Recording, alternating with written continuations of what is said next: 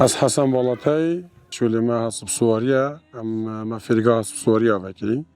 و تقریبا ما 6 و 7 و ما وکری آرمان جمع اوی کاری و اشخاص پیب که ندلی عالم دا یه دی تو سامنه دید نلده ورابادینان راستی هم ایگم کسی وقت کن شمی تخو چین جواگید اینانک ما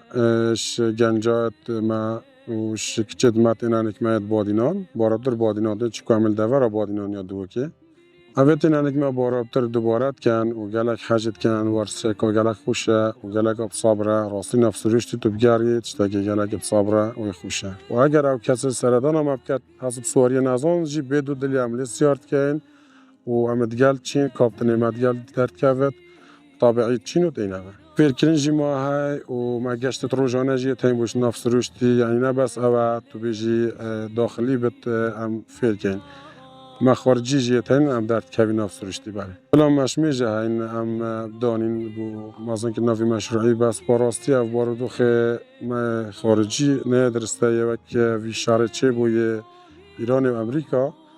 ام نشین نکه دست بکنیم مازن کنیم بس الحمدلله نکه جی مازن پروژه ما وی برفره و باشه و ما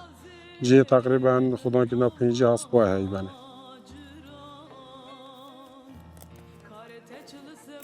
أنا مقتدر سعد من محافظة البصرة مختص بتنظيم الرحلات الكامبينج بالعراق.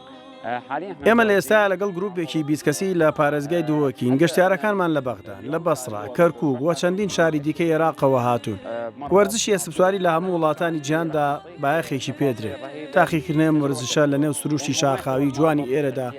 چێژێکی زیاتر بە گەشتەکەمان دەبەخشێت